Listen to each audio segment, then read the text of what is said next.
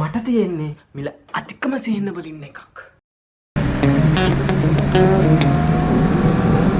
අපි ඉස්සෙල්ලාම මගේ මමීගේ කෙසෙල් කොටුවට යාළුවේ ඔන්න අපේ මමිත් එක්ක ඇවිල්ලා ඉන්නේ අද කුඹුරට කෙසෙල් කන් අපන්න තමයි ඇවිල්ලා තියෙන්නේ අද. හැබැයි කෙසෙල් කන් නෑ අපරාධකාර සහෝදරයා ඉන්නවා. අද ඔයාලට පේන්න නැහැ මගේ අන්නාසිවත් අක්කර 2යි. ඊට කිලෝමීටර් 500ක් විතර ඈතින් තමයි අන්නාසිවත්ත තියෙන්නේ. මේක චම්පිකා කට. මේක අංගොඩ හන්දියේ ඉන්න මගේ ක්‍රෂ් එක සඳමාලි නංගිට. අපේ අම්මා හිතන් ඉන්නේ මේක තමයි ලෝකේ තියෙන විශාලම කෙසෙල් කන කියලා. චිරට මේවට ආදරේ. එක ගණයි ඊරා.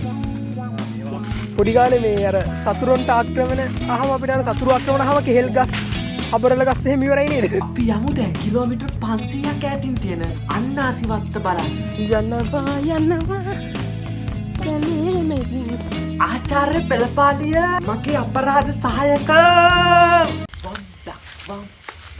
තම දුෂ්කර මාර්ගයක් නේද? දුෂ්කර කියන්නේ දුෂ්කරයි. දුෂ්කරයි ලස්සනයි. දැන් යනවා ඉවරයක් නෑ යනවා. තව එක්කෙනෙක් පිටිපස්සෙනුත් එනවා. පැත්තෙනුත් එනවා දුක. බලාගෙන වරෙන් මෙතන එන්න ජහස්. මේ තමයි ඔයාලා මෙච්චර වෙලා බලන් හිටපු මගේ අන්නාසිවත්ත. යාළුවා අපි ආවතනට මේක තමයි අක්කර 2මාරක් විතර තියෙනවා මෙතන. සාමාන්‍ය අක්කරයක් අන්නාසි වගා කරන්න 7ක් විතර යනවා. ඉතින් හදලා බලන්න පැල 6000ක් විතර සාමාන්‍ය හිටන 5500ක් 6000ක් විතර හිට. පැලයක් සාමාන්‍යයෙන් වෙනවා දැන් මේ යන තත්ත්වයක 80 85. කොහොමත් පළවෙනි මුල. ඒ කියන්නේ අවුරුද්දකින් තමයි අපිට මේ පළවෙනියටම අස් වෙන්න ගන්න පුළුවන්. ඉතින් හදලා බලන්න ගාන ඒ ගානත් එක සාමාන්‍ය කිලෝයක් සාමාන්‍ය අපි අඩුම තිබ්බොත් රුපියල් 100ක් 100ට අඩු වෙන්නේ ගොඩක් වෙලාවට. සාමාන්‍යයෙන් 300 විතරත් යන අවස්ථා තියෙනවා. කොහොමද කියලා. ඉතින් මේක තමයි මම ගහලා තියෙන ප්ලෑන් එක. මොකක් ගේන්නද? ඩොල්ෆින් වෑන් එක ගේන්න. අපි මෙතන මේ වෙන් කරලා තියෙන්නේ පොඩියට මේ පාරක්. ඒ පාර කියන්නේ මේ අතට බඩු අරගෙන අනිත් පාර අන්නවක තියෙන්නේ. එන්න. වාහනයක් එකට ගේන්න තොර ක්‍රමයට කඩු වෙනවා. සාමාන්‍ය 7-5 දෙනෙක් සාමාන්‍ය පොර දාන්න ගියත් බේත් දාන්න ගියත් ඉන්න ඕන. ඒවා ටික අර පහසු වෙන තමයි මේ පාර හදලා තියෙන්නේ මේ ටික. තියලා තියෙන්නේ. ඉතින් අක්කර 2මාරෙන් සාමාන්‍ය 2ක් විතර තමයි වගා කරලා තියෙන්නේ. මේක තමයි ඉතින් අපේ අන්නාසිවත් මැදට යන්න මැදටකින් බෙන්න උටිය වටේ. බලන්න යන්න පුළුවන්. ඔයාලට පේන්නේ ඇති අපි ගොඩක්ම මේ ළඟ හිටලා තියෙන්නේ. ඒ කියන්නේ පැල වැඩි ප්‍රමාණයක් දාගන්න තමයි. මොකද අපි ආර්ථික වශයෙන් මේක හිටවන්නේ ආර්ථික ලාභ ගන්න වගේ දේවල් නිසානේ. ඒක හින්දා ඉතින් අර භූමිය හරියටම යූස් කරන්න ඕනේ. අපිට අරගෙන තිබ්බේ. යාළුවේ අපි යමු මැදට වෙන්න. මැදට ගියාම තමයි ලස්සනට වෙන්නේ මේක. මේ පේනව නේද? ලස්සනයි නේ. ගන්න පේනවද මේ? මේක තමයි.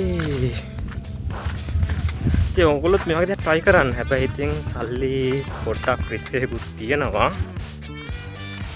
ඒක හින්දා ඉතින් පොඩ්ඩක් පරිස්සමෙන් සල්ලි පාවිච්චි කරන්න. වැඩිපුර සල්ලි දෙන එකක් මේ වගේ දෙයකට යොදවන්න. වැඩිපුර සල්ලි තිබ්බත් ඒ ඔක්කොම දාන්න හොඳ නෑ. මොකද ව්‍යාපාර කියන එක තමයි. මේක ව්‍යාපාරයක් නෙවෙයි. ඒකට සාදේ සල්ලි එකපාර යොදවන එකක් හොඳ නෑ. තමන්ට පුළුවන් අය සාමාන්‍යයෙන් පර්චේස් 15ක් 20ක් හරි දාලා බලන්න ඉස්සෙල්ලා. එහෙම තමයි මේ වගේ දේවල් පටන් ගන්න. කොහොමත් අන්නාසි නුරේ අවුරුදු 3කින් කියන්නේ අපි අවුරුද්දෙන් අවුරුද්ද අවස්ථා 3කදී තමා අස්වැන්න යන්නේ. ඉතින් පළවෙනි එක සාමාන්‍ය රුපියල් 100 ගන්නකට අපේ පළවෙනි වියදම. ඒ කියන්නේ මේක වගා කරන්න ගිය පළවෙනි මේක යනවා. ඊට පස්සේ ඉතින් අවුරුද්දක් අනිවාර්යෙන් අපිට ප්‍රොෆිට් එකක් විතර සමාන සල්ලි හම්බෙන්නේ. තුන්වෙනි එකත් සාමාන්‍ය අපි මේ ගොඩක් වෙලාවට මේ තියා ගන්නවා. හැබැයි අර ඉස්සර 1-2 තරම් හොඳ තත්ත්වයේ මේ ගෙඩියක් අපිට ගන්න බෑ. ඒතර බර ටිකක් අද දැන් සාමාන්‍ය මේ පළවෙනි අවස්ථාවේ වගේ නම් කිලෝ 1.5 වගේ ගෙඩිය අපිට හම්බෙනවා. දෙවෙනි අවස්ථාවේ කිලෝ 1ට වැඩිව තියෙනවා. තුන්වෙනි අවස්ථාව වෙනකොට තමයි ටික අඩු වෙන්නේ. ඒ හින්දා ඉස්සර වගේම දැන් හැමෝම වගේ අයින් මාස යොදා කරනවා. ඩොල්ෆින් එකක් ගේන්න බලමු අපිට පුළුවන් නේද කියලා. හරි ඉතින් මේක තමයි අපි යන්න ආසි වගාව. එහෙනම් ඔන්න ටික තමයි මට පෙන්වන්න ඕන අපි ඊළඟ වීඩියෝ එකකින් ආයෙ හම්බෙමු. මේ වගේ වීඩියෝ එකකින් මේ ෆනි වීඩියෝ එකකින් හම්බෙමු. ඉතින් මේක සබස්ක්‍රයිබ් කරන්න කැමති නම් සබස්ක්‍රයිබ් කරලා තියාගන්න. එහෙනම් යාළුවේ අපි අලුත් වීඩියෝ එකෙන් හම්බෙමු. එතකන් පරිස්සමෙන් ඉන්න ඔයාලා.